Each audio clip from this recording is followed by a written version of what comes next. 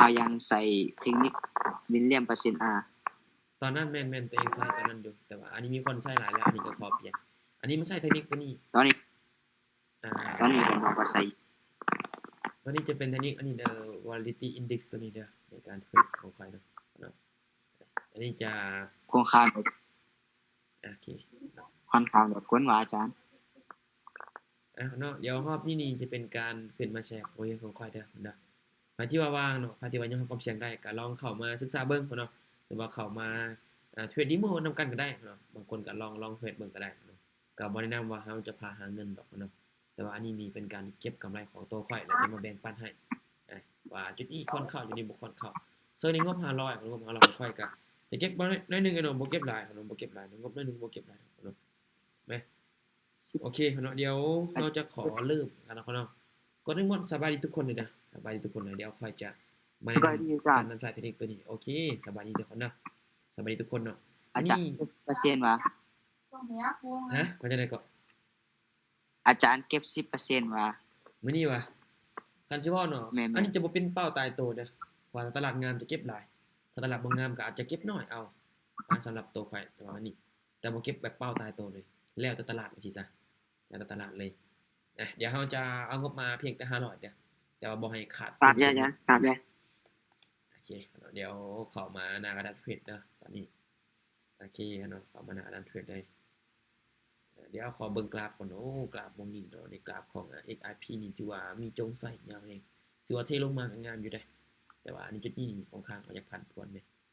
เดี๋ยวนี้ขอเบิ่งก่อนเดี๋ยวนี้ขอเบิ่งก่อนนะขอเบิ่งกราฟของ Ethereum เบิ่งก่อน Ethereum ว่าจังได๋ในโซนนี้Ethereum ในโมงนี้เนาะ Ethereem เป็นมื้อนี้เป็นวันอังคารเนาะวันอังคาร Ethereum ในโมงนี้เนาะโมงดึกๆนี่เนาะแล้วก็ Dogecoin เด้อันนี้ขอเบิ่ง Dogecoin ก่อน Dogecoin กับอันนี้ก็น่าจะคล้ายๆคือกัน XRP คล้ายๆคือกันเด้อโอเคเนาะเดี๋ยวเราจะเทรด Dogecoin เด้อเราจะเข้าในกราฟของ Dogecoin แล้วกันโอเคเนาะเดี๋ยวเราเข้ากราฟของ Dogecoin เด้อโอเคมื้อนี้นี่จะเก็บกำไรได้นึงบ่เก็บหลายบ่เก็บหลายเด้อครับเด้อตอนนี้ได้จังครับไปถือว่าเทลงมาแฮงขนาดนั้นในปัจจุบันนี้เนาะเทลงมาแฮงขนาดครับได้จัง Dogecoin เด้อ .coin Dogecoin เด้อ Dogecoin โอเคเดี๋ยวขอปรับเส้นก่อนโอเคไอ้น้องแสบตาบ่ใส่แสงสีขาวนี่แสบตาบ่แต่ละคนเบิ่งโอ้รู้สึกว่างามเนาะคนเราเทลงมาเสียบใช่ป่ะเปลี่ยนเอาเนาะคนเนาะแสบตาเปลี่ยนเอาแสบตาละเปลี่ยนเอาตัวนี้แล้วเดี๋ยวค่อยใส่ตัวนี้แล้วโอเคเดี๋ยวใส่ตัวนี้เนาะมันจังบ่แสบตาปานใดโอเคเนาะเดี๋ยวเราจะเริ่มเทรดในกราฟของอันนี้เด้อของ Dogecoin สัญญาณนี่คือเป็นจังซี่บัดนี้โอเคอันนี้เวลาเทรดเนี่ยจะบ่ยึดติกับเทคนิคเวลาเข้าออเดอร์นะจะเบิ่งรูปแบบตลาดไปนำบ่เนาะโอเคมาเดี๋ยวเราจะเข้ากันออเดอร์ถัดไปเด้อประเด็นนี้แหละพอดีฮอดโมงพอดีฮอดเวลาฮอดโมงแล้วโอเคเดี๋ยวไม่แรกของข่อยจะถึงเงินไว้หน่อยบ่ได้ไม่ใหญ่สุดยอดเด้อเดี๋ยวอันนี้ขอเบิ่งก่อนสังเกตเบิ่งทางนะครับหน้าต่างดีเด้อเนาะเวลาจะเข้าเด้อถ้าว่าบ่ทันออเดอร์นี่จะเป็นออเดอร์ถัดไปเพราะว่าเราก็เข้ามาเมื่อกี้นี่ต้องไปเบิ่งคืนในอดีตของมันฐานนะครับหน้าต่างนี่ก็สำคัญเนาะเวลาเทรดนะโอเคในตอนนี้ชื่อว่ามันลงมายาวแล้วเดี๋ยวมันจะขึ้นไปหาโซนด้านเชิงนี้บ่ได้บ่ส่วนบริเวณด้านเชิงนี้ส่วนในราคานี้ในราคา0.14159นี่เนาะในราคานี้ก็เป็นอีกราคานึงที่ว่ามันค้ำราคาไว้นะเวลาเทรดนี่ก็บ่ต้องออกมาใหญ่หลายเก่ามันถึงมั่นใจสำเร็จก็ตามบ่ต้องออกมาใหญ่หลายโอเคเนาะผมรู้สึกว่าสัญญาณอยากขาดแฮงถือว่าสำหรับให้แฮงซื้อนี่เข้ามาหลายเนาะอินดิเคเตอร์นี่หักลงมาแล้วนะสำหรับทุกคนเด้อไม้นี้เดี๋ยวค่อยจะเข้าในออเดอร์นี้นะเด้อในจุดนี้เป็น3เกียร์แล้วลงมาต่ออีกในจุดนี้3เกียร์แล้วลงมาต่อในโซนนี้แต่ว่ายังทะลุโซนนี้บ่ได้เชื่อจะในจุดนี้โอเคในโซนนี้ค่อยจะไปบ่หลายเด้อจะไปจักซาเลียนเบิ่งในโซนนี้เนาะโอเคในโซนนี้นี่จะขายเบิ่งบัดนึงเด้อขอขายเบิ่งบัดนึงเพราะว่าอันนี้ตามขายอันนี้ว่าตามที่เบิ่งเนาะน่าจะพักตัวประมาณ3เกียร์แล้วก็ลงมาต่ออันนี้เบิ่งจากประสบการณ์เลยนะในจุดนี้เพราะว่า ทันทีขาลงมันจะพักตัวประมาณ3เขียแล้วก็ลงมาต่ออีกมาเบิ่งว่า3ฐานข่าวนี้มันจะเป็นไปตามที่ค่อยคิดไว้บ่ในจุดนี้เด้อถือว่าตลาดในตอนนี้นะเพจใน Google ของ Dogecoin เด้อนะของคู่เงินของ Dogecoin นะตลาดนี้ก็ถือว่าคันสิเว้านี่ก็มีการปรับตัวของข้างมาแฮงบ่ได้เดี๋ยวได้แต่ที่ว่ายอมรับบ่ได้นี่ก็อยากให้เบิ่งก่อนนะขนาดเกือบเนาะโอ้โหแต่นอนดีแฮงเลยเจ้าในปัจจุบันนี้บ่ให้ว่าเลยเนาะนอนดีแฮงนะดีแฮงเจ้าคนจะถาซื้อก็ยังมีอีกเจ้าในณตอนนี้คนถาซื้อยังมีอยู่ได้โอเคขนาดเดียวเฮาเข้าต่ออีกเด้อเฮาเข้าต่ออีกในโซนี้เมงซื้อเข้ามาโอ้แฮงสังเกตเบิ่งแต่แท่งนี้แหละโอเคในโซนี้เฮาจะเข้าซื้อเด้อในโซนี้ขอเข้าซื้อแล้วกันเนาะออเดอร์นี่ถวายน้องยอมรับความเสี่ยงได้ประมาณ30%นี่น้องก็เข้าได้เลยแต่ว่ายอมรับบ่ได้ก็ผ่านก่อนซะเนาะคือในโซนนี้เป็นยังจึงว่าประมาณแบบนี้เนาะก็คือสังเกตเบิ่งว่ามันจะมีฐานเนี่ยครับแนวต้านทางด้านเทิงและด้านลุ่มเนาะแต่ว่าอันนี้จะคันจะว่าแท่งต่อแท่งเนาะที่ว่าเฮาได้วิเคราะห์กันมาเนาะวิเคราะห์กันมานี่ได้แท่งสีแดงตัวนี้กับสีเขียวตัวนี้เนาะสังเกตเบิ่งแท่งเลยมันลงมายาวแล้วเนาะลงมายาวแล้วมันลงมายาวแล้วปึ๊บแล้วมันยังดีโตขึ้นไปนะคุณจออยากให้ลองคิดเบิ่งว่าคนจะถาซื้อนี่มีหลายจังได๋ในตอนนั้นเนาะในจุดนี้เกมก็เลยบ่ขออนุญาตซื้อขึ้นไปเลยเนาะในตอนนี้ขออนุญาตซื้อขึ้นไปโอเคถือว่ายังวิดีเฮายังทำงานอยู่อินดิเคเตอร์ก็ยังริมในกล้องแท่งเทียนอยู่เด้อยังริมในกล้องแท่งเทียนอยู่มาเดี๋ยวเฮาจะไปกันต่อเอากำไรมาต่อกำไรจุดจอบ่ต้องเทรดมาใหญ่เด้อบ่ต้องเทรดมาใหญ่จุดจอนะคือในตอนนี้มีทั้งฐานหักและฐานต้านด้านลุ่มในจุดนี้โอเคเฮาซื้อขึ้นต่อเด้อทีนี้ซื้อขึ้นต่อเพราะว่าตามที่เบิ่งนี้ในจุดนี้นี่ก็เป็นฐานนิดหน่อยเด้เป็นฐานนิดหน่อยคือกันในจุดนี้เนาะแฮงซื้อยังมีอยู่จุดนี้ก็เลยว่าขออนุญาตซื้อขึ้นไปจุดจอในตอนนี้เนาะคนมาเบิ่งมันจะเด่นคือโซนอดีตบ่มันจะเด่น3แดงแล้วมันจะเป็นเขียว2แท่งบ่เนาะเพราะว่าแท่งตัวนี้เมื่อกี้นี่เกมเห็นอยู่ปิดแดงอยู่ประมาณนี้เนาะแต่ว่า2ท้ายมีการดีดราคาขึ้นไปย่านแต่มันเป็นราคาเบรกเอาคือลักษณะจังซี่เพราะมันหากระดิ่งประมาณน่ะ3แท่งจุดนี้เบิ่งนำกันในโซนนี้มันตามฐานนะครับดันลุ่มแล้วดีดได้บ่ลูกนะเห็นซื้อเข้ามา2ท้ายครับโอเคขนาดถือว่าบ่ได้ในจุดนี้เนาะเพราะว่ามีการดีดโตขึ้นไปช่วงท้ายจนต่ำฐานเนี่ยครับแนวต้านด้านถึงเมื่อกี้นี้มันถือว่าเป็นราคาพักตัวก็ว่าได้เบรกเอามาเลยในจุดนี้โอเคเดี๋ยวเฮาจะเข้าต่อเด้อเดี๋ยวเข้าต่อเป็นเรื่องถัดไปเด้อโอเคเดี๋ยวจะไปจากจะเรียนกันเนาะในโซนนี้เด้อในโซนนี้เขาซื้อต่อเด้อเขาซื้อต่อเนาะเขาซื้อต่อยังซื้อยังแบบยังมีหลายอยู่ในจุดนี้เนาะยังมีหลายอยู่ในโซนนี้เกมก็เลยว่าเขาซื้อเลยในตอนนี้ฐานแนวต้านด้านเชิงนี่ก็มีอยู่ได้มีบางจุดที่มันชิมหลายใส่แต่ว่าตามที่ว่าเบิ่งแท่งเทียนมานี่ค่อนข้างว่ามีแฮงซื้อเข้ามาหลายเลยในจุดนี้ก็เลยว่าขอซื้อขึ้นไปเลยสุดยอดเด้อเบิ่งมันจะขึ้นมาราคาโซนด้านเชิงนี้ได้บ่เนาะขึ้นมาราคาโซนด้านเชิงนี้เนาะตอนนี้ก็ถือว่ากดราคาลงมาแล้วเนาะเพราะว่าเมื่อกี้นี้เห็นรถตัวนี้ขึ้นไปมั้ยรถตัวนี้ขึ้นไปคือเมื่อกี้นี้สังเกตเห็นรถนี้ขึ้นไปเนาะโอเคเนาะถือว่าจุดนี้เป็นแดงอยู่เนาะเป็นแดงยาวเลยสลับก็ว่าได้ในตอนนี้ลิ้นในกรอบราคานิดน้อยเนาะกรอบราคานิดน้อยโอเคเนาะจะตัดราคาลงมาบ่แต่ว่ายังต่ำในจุดนี้อีกได้ต่ำในบริเวณนี้อยู่ยังต่ำในส่วนอยู่นี่ชิมเจ้าโอเคนะเดี๋ยวค่อยจะไปจาก45เหรียญละกันไปอีกเนาะเดี๋ยวค่อยจะไปจาก45เหรียญละกันเดี๋ยวค่อยเบิ่งออเดอร์ถัดไปเด้อเดี๋ยวค่อยเบิ่งออเดอร์ถัดไปอันนี้ออเดอร์นี้มีไผตามซื้อต่อบ่ชิมเจ้าเนี่ยอันนี้มีไผตามซื้อต่อบ่เพราะว่าอันนี้นี่ในจุดนี้นี่บ่มั่นใจแน่คณพบ่มั่นใจเพราะว่า2ท่ามันจะมีการดีดตัวราคาค่อนข้างว่าซะแฮงเนาะมันจะเป็นซ่าๆเนี่ยก็เลยว่าขอผ่านก่อนในช่วงนั้นเนาะบ่มั่นใจก็บอกเลยทุกคนเนาะถ้าว่าอันนี้บ่มั่นใจอันนี้จะผ่านเลยคนเนาะจะบอกเลยนะถ้าว่าบ่มั่นใจอันจะผ่านเลยแต่ละคนก็ลองวิเคราะห์เบิ่งคนเนาะไอ้น้องวิเคราะห์คือกันหรือว่าแตกต่างกันก็ลองวิเคราะห์เบิ่งนำกันได้ตัวเนาะเนาะแสบคอโอเคมาเดี๋ยวจะเข้ากันต่อเดี๋ยวเข้าต่อปรับเงินไปเลยเด้อสบายดีอาจารย์สบายดีเด้อสุดหล่อสบายดีทุกคนเลยเนาะโอเคมาเดี๋ยวเทรดในคู่เงินของDogecoin เด้อมื้อนี้เด้อเทรดในคู่เงินของ Dogecoin ตลาดในตอนนี้มีชื่อว่าโอ้ในตอนนี้เนาะในตอนนี้มีไม่นี่ขอผ่านก่อนซะขอผ่านก่อนเพราะว่ามันลิ้นในกรอบราคาน้อยเว้ยถ้าว่าเข้าบ่ได้กราฟนี้เฮาจะเปลี่ยนเด้อถ้าว่าเข้าบ่ได้จะเปลี่ยนเด้อถ้าว่าเข้ากราฟนี้บ่ได้เนาะสวัสดีทุกคนเด้อสวัสดีน้องทุกคนเด้อ สวัสดีทุกคนเลยคอยจะเอิ้นไวๆให้กว่านี้เด้อเนาะเพราะว่ายันมีคนเทรดตามนะแต่ซ้ำทั้งนี้ทั้งนั้นก็บ่อยากแนะนำให้เทรดตามเนาะบ่อยากให้เทรดตามปานใดเพราะว่าตลาดนี่คือเราเห็นกันจากที่ว่างามๆมันก็เริ่มขี้ร้ายแล้วเนาะโอเคเนาะมาเดี๋ยวเราจะเข้าปันออเดอร์ถัดไปเด้อโอเคเราถือว่าเป็น2เขียว2แดงตัวนี้โอเคมั้ยในออเดอร์นี้เราจะไปจาก50 51แล้วกันโอเคไป60เลยซะในจุดนี้เด้อในบริเวณนี้เนาะในบริเวณนี้ถือว่าต่ำฐานอยู่ในตอนนี้ต่ำฐานอยู่ในจุดนี้ตามที่เบิ่งนะปลายไส้ยังลดลงมาบ่ได้เชื่อเว้ย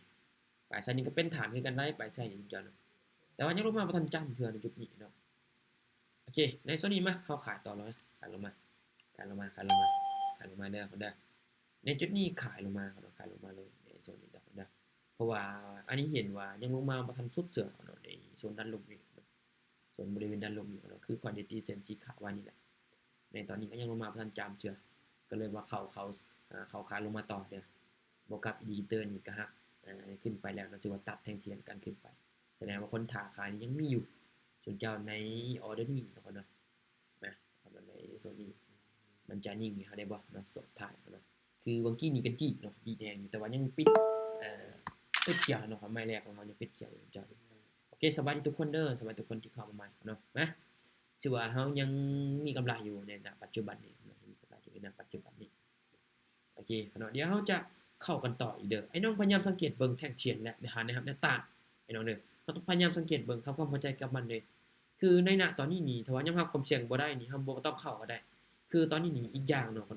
มันยังมาบ่ทันจำเทื่อใดส่วนด้านลมอยู่เจ้าเนาะลงมาบ่ทันจำเทื่อถ้าว่าเป็นหยังเนาะเทิงจะลงมาบ่ทันจำก็ยาเนาะถ้าว่าเฮาจะขายต่อก็มันจะเสี่ยงเนาะไอ้น้องสังเกตเห็นบ่มันจะใกล้ฐานแล้วจะใกล้ฐานลงมาโอกาสจะดีขึ้นนี่ยังมีสูงแต่ว่าในโซนนี้เฮาบ่มั่นใจเฮาผ่านก่อนบ่ต้องเฟกเนาะแต่ว่าเฮาบ่มั่นใจคือค่อยๆเข้าที่รอท่าจังหวะรอท่าเอาโดยที่ว่าเฮาวิเคราะห์ได้และที่ว่าโอเคมันจะเป็นไปทางที่ว่าเฮาค่อนข้างวิเคราะห์ถึงมันมีเปอร์เซ็นต์น้อยก็ตามแต่ว่าเฮาวิเคราะห์แล้วในส่วนนั้นแต่ว่าเฮามั่นใจพอที่ว่าเฮาจะยอมรับได้ในออเดอร์นั้นเฮาก็ออกไปถ้าว่าเฮายอมรับบ่ได้เฮาก็บ่ต้องออกนะครับอันนี้อยากให้เข้าใจเลยเนาะโอเคคือในตอนนี้นี่ถือว่าปรับตัวขึ้นแล้วเนาะปรับตัวขึ้นไปแทงเทียร์นี่ก็เริ่มปรับตัดลงมาแล้วแต่ว่าเส้นสีแดงนี่หักลงมาเนาะคนจะถ่ายสีเริ่มเข้ามาแล้วเนาะแต่ทั้งนั้นของทุกเทคนิคบ่100%เนาะคือในหน้าตอนนี้เนี่ยตามที่เบิ่งโอเคเนาะมีฐานแนวต้านด้านเทิงอยู่ในจุดนี้นี่โอเคซื้อขึ้นไปเนาะขอซื้อขึ้นไปเด้อโอเคทันบ่เนาะขออนุญาตเด้อลืมเบิ่งเวลาเนาะขออนุญาตเดี๋ยวจะเอิ้นไวๆกว่านี้เนาะขออนุญาตตามซื้อขึ้นไปจังจ้อยเนาะเพราะว่ามันเป็นแท่งน้อยๆเนี่ยเนาะมันก็บ่ได้ทางขนาดยาวปานนั้นถ้าว่าขึ้นมายาวในฮอดจุดโซนในราคา0.14121เนาะอันนี้จะขายลงมาแต่ว่าในโซนยังขึ้นบ่จำเชื่อเจมส์ก็เลยว่าขออนุญาตซื้อขึ้นไปต่อเนาะนะมันจะขึ้นไปบ่ในโซนนี้เนาะถือว่ามียังซื้อของข้างบ่คันยังมีอยู่ได้ในตอนนี้นะส่งท้ายเอาเนาะเฮาต้องแซมันขึ้นเนาะขึ้นได้ลูกขึ้นได้โอเคได้บ่ลูกในจุดนี้ฮึบโอเคมันถือว่านิ่งเนาะเป็นแดงน้อยเนาะเป็นแดงน้อยแสดงว่าพักโตเนาะในจุดนี้เป็นราคาพักโตอยู่เนี่ยจะมีแสดงว่าปิดอันนี้บ่ได้ไปมาใหญ่ได้อันนี้ไปสังเกตเบิ่งอันนี้บ่ได้ไปมาใหญ่ถึงจะมีงบหลายก็ตามอันนี้จะบ่ไปมาใหญ่เลยอันนี้จะเพชรนะจะไปมาน้อยๆเอาจะไปมาที่ตัวเองคิดว่ายอมรับได้ในตอนนั้นนะอันนี้จะไปจากเสาเนี่ยเนาะในจุดนี้เด้อในจุดนี้นี่โอเคขายลงมานะขายลงมาแฮงขายปฏิเสธราคาลงมาแฮงปานนี้เนาะขอขายลงมาเลยในตอนนี้ในตอนนี้เนาะเพราะว่าแฮงขายปฏิเสธราคามาแฮงนี่สุดจะอีกอย่างอินดิเคเตอร์ก็เริ่มยับเข้าหาแท่งเทียนแล้วแต่ถ้าอยากให้มันชั่วแบบแท้ๆรอท่าจังหวะให้มันตัดเอาแต่ในตอนนี้นี่อันนี้ยอมรับได้อันนี้เข้าเลยในจุดนี้เด้อเพราะว่าเห็นว่าแท่งเทียนตัวนี้เนาะแท่งเทียนตัวนี้มันมีแฮงขายเข้ามานี่เนาะถือว่าทุบราคาลงมาแฮงเลยก็เลยว่าตามขายลงมาในจุดนี้ได้เด้อเนาะในโซนนี้ของเรามีไผทีเดียวนำบ่เนาะสบายทุกคนเด้อสบายทุกคนเลยเนาะสบายเนาะเบิดทุกคนเลยเนาะโอเคเนาะชื่อว่ายังวินให้เฮาได้อยู่เด้อใบนี้เนาะถือว่าตัวเองก็เข้ากับบางจุดนี่มันก็บ่ได้แม่นยำแบบ 100% แท้ๆอันนี้เข้าก็แต่ว่าตัวเองก็วิเคราะห์เท่าที่จะวิเคราะห์ได้นะอันนี้ก็อยากแนะนำเลยเนาะเพราะว่าอันนี้ก็บ่ได้ตึงขนาดนั้นเนาะแต่ทั้งนี้ทั้งนั้นเนาะเฮาก็ต้องได้รู้แล้วแหละว่าการที่ว่าบทเรียนที่ว่าค่อยได้แชร์ไปให้พวกเจ้าเนี่ยพวกเจ้าเบิ่งแล้วพวกเจ้าเข้าใจพวกเจ้าปรับใช้และไอ้น้องก็ต้องวิเคราะห์คือกันว่าในชุดที่เฮาเข้ากับเพิ่นเข้านี่มันจะคือกันบ่หรือว่าตรงกันบ่หรือว่าแตกต่างกันบ่ถ้าว่าตรงตามถ้าบ่ตรงส่วนเนาะเดี๋ยวลองเบิ่งบทเรียนของตัวเองว่ามันจะใช้ได้ผลบ่เนาะคือในตอนนี้นี่อันนี้ก็บ่ได้ออกเพราะว่ามันเป็นแท่งที่ว่า จงใช้ทั้งสองฝั่งเนาะไผที่ว่านี่ว่ามันลิ้นสลับบางคนก็ยังขายลงมาเด้บางคนก็ยังขายลงมาเนาะแต่ว่าอันนี้บอกขอผ่านก่อนเนาะมีไผได้ขายบ่ก่อนในตลาดตัวนี้ในตอนนี้ในเทรดในผู้เงินของDogecoin เด้อตอนนี้เทรดในผู้เงินของDogecoin ไผที่เข้าใหม่แม่นสบายทุกคนเลยเนาะไผยังรับได้เทรดนำนะครับบ่ได้เบิ่งเป็นกรณีศึกษาโอเคเนาะเดี๋ยวเราไปกันต่อเด้อนะเดี๋ยวอันนี้จะไป5เหรียญเนาะบ่ไปไม่ใหญ่ผมจะถึงข่อยมีงบหลายกว่ายามันแต่ว่ายังก็คือกันตัวเองไว้เนาะคือในตอนนี้ยังมีแห้งขายทุบราคาลงมาอยู่แสดงว่าในจุดนี้เนาะแล้วเบิ่งมันจะตามลงมาตามฐานแนวลุ่มนี่บ่นี้ก็เป็นฐานคือกันได้บ่นี้ก็เป็นฐานการดันลุ่มนี่กันในจุดนี้เด้อในจุดนี้โอเคในโซนนี้นี่โอ้คนบ่ทันแล้วลืมเบิ่งเวลาเนาะลืมเบิ่งเวลาขออภัยเด้อลืมเบิ่งเวลาในจุดนี้คันสิว่าก็เกิดจากเฮาก็บ่มั่นใจปานใดเพราะมันใกล้โซนอีกอย่างเนาะแท่งเทียนตัวนี้เนาะแท่งเทียนตัวนี้นะเดี๋ยวข้อยจะขีดเส้นให้เบิ่งแท่งเทียนตัวนี้เนาะนี่ตัวนี้ตัวนี้ถึงมันจะปิดแดงก็ตามแต่ว่าปลายไส้ทั้งสองฝั่งอยากซ้ำกันแม่นบ่เนาะอยากซ้ำกันไผที่ว่าเห็นรูปแบบแท่งเทียนจังซี่เนาะถ้าบ่มั่นใจเนาะเฮาขอผ่านแล้วเฮาลองไปศึกษาเบิ่งใน YouTube ขึ้นเบิ่งเนาะไปศึกษาเบิ่งเนาะเขาเจ้ามีบทเรียนใดๆที่ว่าสอนเฮานะมันจะเป็นคือว่ามันจะเกิดขึ้นจังซี่บ่ไอ้น้องลองไปศึกษาเบิ่งเด้อในแท่งเทียนนี่สำคัญเด้อแท่งเทียนนี่สำคัญเนาะเวลาเฮาเทรดมันเกิดจังซี่เนาะเฮาถึงจะฮู้ว่าจุดนี้ควรมันจะเกิดขึ้นจังซี่เนาะโอเคคือในตอนนี้นี่ชื่อว่าชื่อว่าจะเล่นสลับดันถึงบ่เนาะเล่นสลับคือดันถึงบ่ผมจะนะในจุดนี้เด้อในจุดนี้เนี่ยโอเคในจุดนี้จะขอซื้อขึ้นไปเด้อขอซื้อขึ้นไปในโซนนี้นะเตรียมขออนุญาตซื้อเด้ออยากซื้อถือว่าทุบราคาลงมาโอเคถือว่าเป็นเขียวน้อยเนาะแต่จะได้เป็นเขียวน้อยเนี่ยแสดงว่าคนถ้าซื้อนี่มีหลายแล้วแม่นบ่เนาะจนมันสามารถเอาชนะแฮงขายได้แบบปิดเขียวเลยในจุดนี้ในจุดนี้เฮาก็เลยว่าซื้อขึ้นไปแต่เมื่อกี้นี้อันนี้อ่านว่ามันจะเป็นแดงเนาะอันนี้ว่าอ่านว่ามันจะสลับนะแต่ว่าในแท่งตัวนี้น่าจะมีแฮงซื้อเข้ามาคูณแฮงแล้วเนาะก็เลยว่าอาจจะขึ้นไปเป็นเขียวในช่วงท้ายเนาะเฮาก็โอเคก็อย่ามันเพราะว่าเฮาวิเคราะห์แล้วเฮาได้ออกไปแล้วเนาะเฮาก็ต้องได้ตามเนาะในจุดนี้เนาะโอเคถือว่ายิ่งได้อยู่เนาะสัญญาณควายอยากซ่าเด้อเนาะสัญญาณควายอยากซ่าเนี่ยผมจะขออภัยเด้อขออภัยกับสัญญาณนิดนึงคือในตอนนี้เป็น3เขียวคือกับตัวนี้เลยแล้วลงมาแดงยาวบัดนี้แบบนี้ไอ้น้องต้องเข้าใจว่าแท่งตัวนี้มีคนถาขายอยู่แล้วแต่ว่าถ้ามาเบิ่งว่าฐานนี่มันมีผลบ่ต่อแท่งตัวนี้ที่เขาเทรดอยู่ในจุดนี้เนาะชื่อว่าต่ำฐานโอเคเฮาซื้อขึ้นไปเด้อในโซนนี้นะหรือปรับเงินแต่ว่าไป10เหรียญในจุดนี้โอเคบ่เป็นหยังเนาะบ่เป็นหยังในจุดนี้นี่ต่ำฐานเนาะต่ำฐานแล้วเนาะต่ำจุดนี้เบิ่งว่ามันมาเบิ่งมันจะขึ้นไปได้บ่ในจุดนี้เด้อเพราะว่ามีแฮงซื้อเข้ามาอยู่ก็เลยว่าขออนุญาตซื้อขึ้นไปเด้อจะมาเบิ่งมันจะลงมาปิดไส้บ่ดันลุ่มนี่บ่เนาะหรือมันจะขึ้นไปต่อในส่วนนี้เพราะว่ามันต่ำในราคาปิดในราคาปิดของแท่งเทียนสีเขียวนี่มันต่ำพอดีลงมาบ่ทันชุดเนาะก็เลยว่าขออนุญาตซื้อขึ้นไปเนาะแฮงซื้อมาให้แน่2ท้ายฮึบเอาอีกอย่างน้อยเดียวเนาะน้อยเดียวแสดงว่าแฮงซื้อบ่พอตอนในจุดนี้แฮงซื้อยังบ่พอเถื่อเด้อแฮงซื้อก็บ่พอเถื่อในจุดนี้โอเคเดี๋ยวเข้ากันต่อเนาะเมื่อกี้นี่ลืมปรับเงินเนาะเมื่อกี้นี่ค่อยไป10เหรียญเนาะโอเคเดี๋ยวนี้จะไปจาก35เหรียญเด้อในโซนนี้เนาะในโซนนี้นี่ขอผ่านก่อนเดี๋ยวขอผ่านก่อนในโซนนี้เด้อปลายไส้ตัวนี้ก็ยังเป็นปลายไส้ฐานที่ว่าเป็นแนวรับอยู่ได้ปลายไส้นี่สำคัญคือกันเนาะที่ว่าเบิ่งปลายไส้นี่เนาะมันก็เป็นฐานนะครับอีกแนวฐานเนี่ยครับนึงไปเพราะว่าต้านทึงคือกันเนาะทอมันเป็นมันจงสั่นแสดงว่าในจุดนั้นก็เป็นฐานแนวต้านคือกันเป็นฐานแนวต้านคือกันไอ้น้องเบิ่งว่ามันจะลงมาต่อบ่หรือมันจะเบรกราคาไว้แล้วขึ้นไปต่อแต่ละคนก็ลองวิเคราะห์ไปนำกันเบิ่งเนาะเฮาก็ใส่บทเรียนเฮาเข้ามาส่วนนึงว่ามันจะตรงกับเทคนิคหรือว่าบทเรียนของเฮาบ่เจ้าโอเคเนาะเอาได้นี่เป็นแดงหรือเป็นเขียวเนาะสัญญาณควายยักษ์ซ่าเนี่ยทุกคนโอเคเนาะเดี๋ยวเฮาจะเข้าเป็นออเดอร์นี้เด้อในออเดอร์นี้นำกันเจ้าในตอนนี้เนี่ยเป็น3แดงแล้วก็เป็นเขียวเดี๋ยวค่อยเบิ่งลักษณะจังซี่เนาะสลับได้นี่เนาะสลับได้เพิ่นลินสลับได้นี่เจ้าเพิ่นลินสลับได้นี่โอเคมาเดี๋ยวเฮาจะเข้าต่อในออเดอร์นี้เด้อในโซนนี้มีซื้อเข้ามาอยู่โอเคออนี้ซื้อขึ้นไปเด้อในออเดอร์นี้ขอซื้อขึ้นไปแล้วกันบ่ปิดเขียวสวยเนาะในจุดนี้เจมคิดว่าจะปิดเขียวเนาะเมื่อกี้นี่เป็นเขียวอยู่เมื่อกี้นี้ก็เลยว่าขอซื้อเนาะเพราะว่ามันลิ้น จะเป็น3แท่งเขียวเนาะ3แท่งเขียวสังเกตเบิ่งว่าจะมีเป็น3เขียวแล้วจะมีเป็น3แดงแล้วจะนี่เจมเบิ่งว่ามันจะลิ้นไป3เขียวต่อนะแต่ว่าช่วงท้ายมีการดันราคาลงมาคืนโอ้อีกอย่างก็เป็นฐานแนวรับแนวต้านดันถึงเนาะมาเบิ่งจะขึ้นได้บ่ลูกแห้งๆพวดแม่พวดได้บ่โอ้บ่พวดครับเนาะโอ้ลงมาฮอดเพียงนี้เนาะลงมาฮอดเพียงนี้แล้วก็ขึ้นมาต่อเองเนาะลงมาเพียงนี้แล้วขึ้นมาต่อโอเคเนาะเดี๋ยว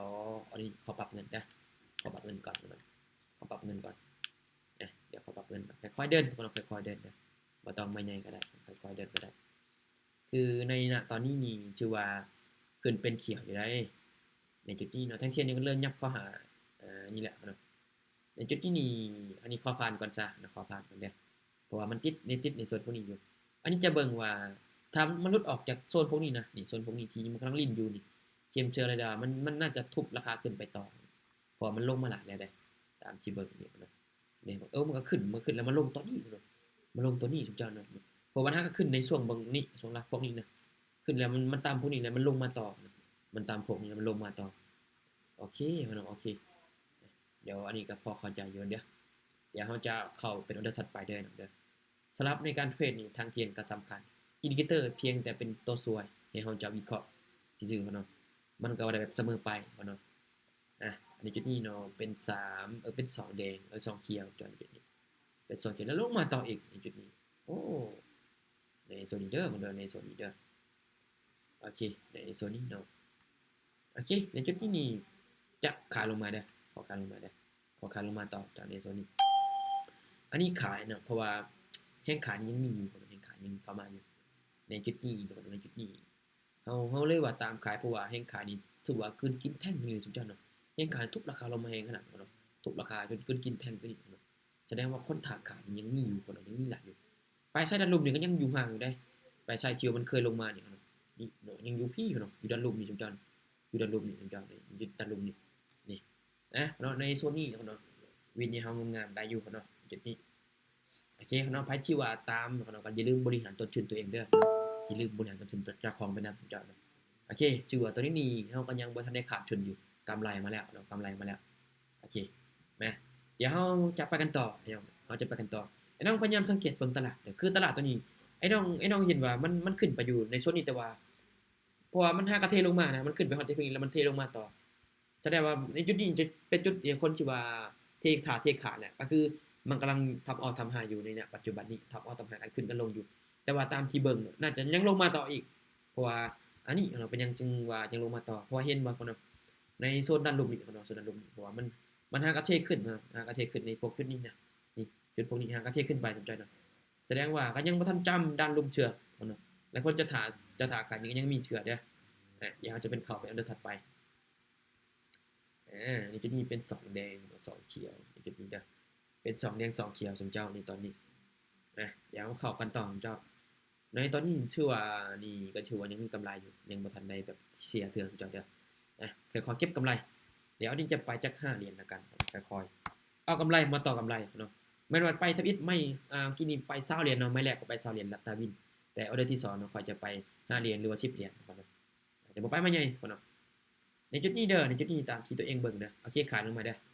ในจุดนี้ขอขายลงมาในโซนนี้เนาะขอขายลงมาเพราะว่ามีแฮงขายทุบราคาลงมาแฮงขนาด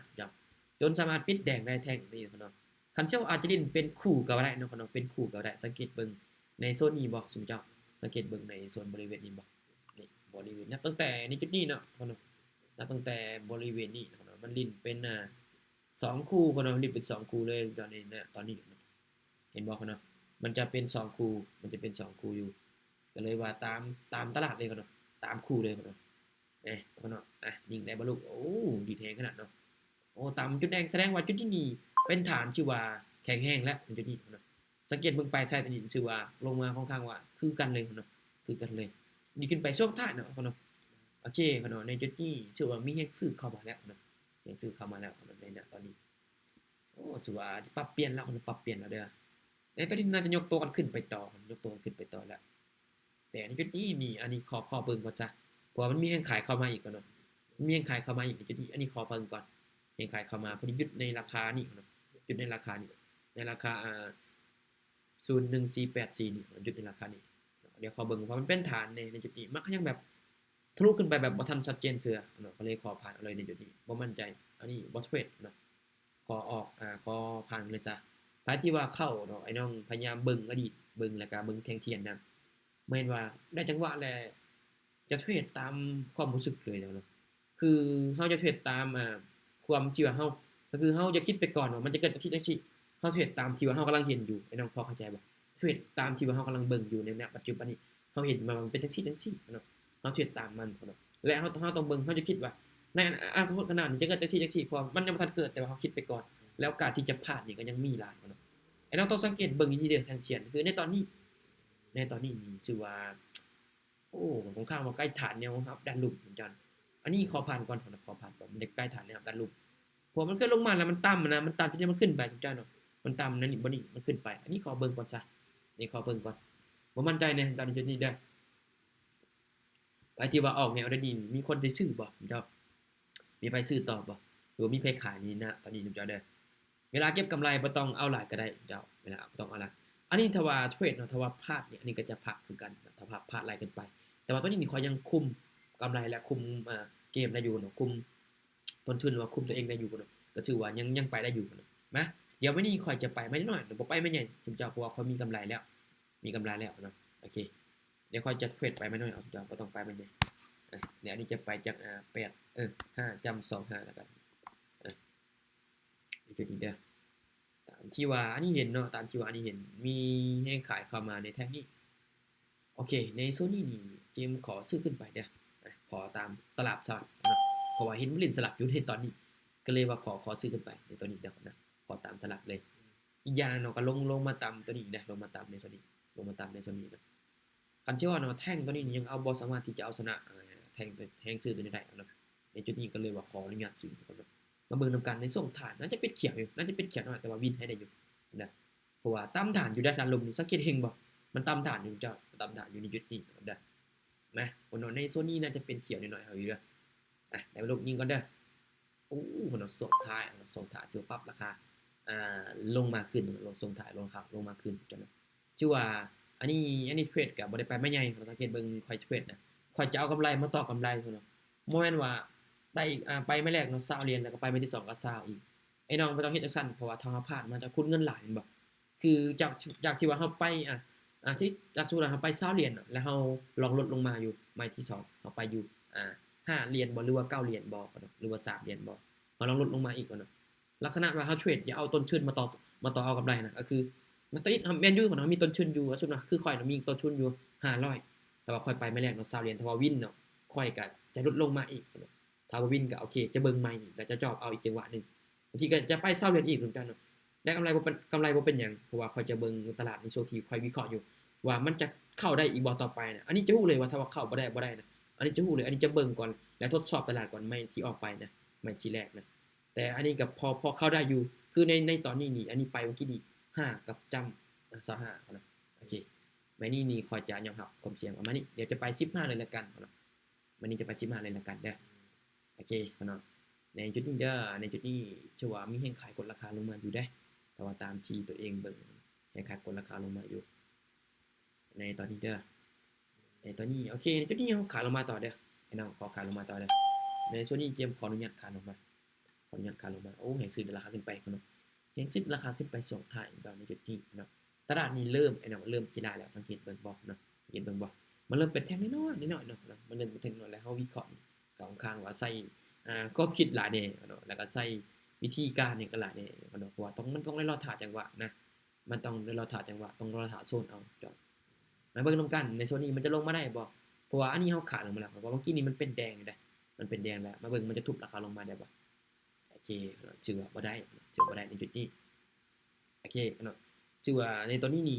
ยังเป็นไปบ่ได้ถือว่าจะปิดแดงกินโอ้ถือว่าขึ้นไปต่อนะขึ้นไปต่อในโซนนี้ขึ้นไปต่อมาเบิ่งมันจะขึ้นมาราคาโซนด้านเชิงนี่บ่เพราะว่าราคาเก่าที่มันเคยกดราคาลงมาขึ้นนะในตอนนั้นนะกดราคาลงมาขึ้นโอเคเนาะมั้ยในจุดนี้เด้อในจุดนี้อันนี้ก็บ่ได้ซีเรียสเพราะว่ายังมีกำไรอยู่นะเดี๋ยวตัวนี้นะเดี๋ยวขอเข้าไปถัดไปเนาะให้น้องถ้ามีกำไรแล้วก็พักก่อนเดี๋ยวอันนี้อยากให้ คือข่อยน่ะได้กำไรหลายบ่กำไรหลายอันนี้บ่ซีเรียสอยู่แล้วนะเพราะว่าข่อยอยากพูดก็คือในสิ่งที่ข่อยแชร์ไปเนี่ยไอ้น้องได้เข้าใจบ่ในจุดที่ว่าเราเอาเข้าฉะนั้นเองเนาะข่อยอยากซื้อแบบนั้นจังเนาะถึงข่อยจะได้กำไรหลายหรือกำไรน้อยอันนี้บ่เป็นหยังเนาะเพราะว่าสำหรับกำไรนี่ข่อยปั้นคนเดียวก็ได้อยู่แล้วเนาะ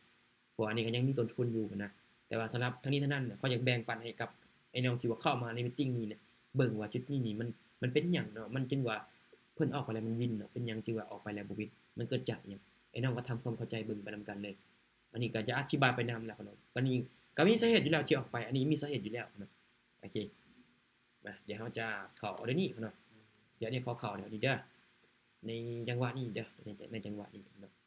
ในจังหวะนี้ชื่อว่ายังซื้อกดราคาขึ้นไปต่อ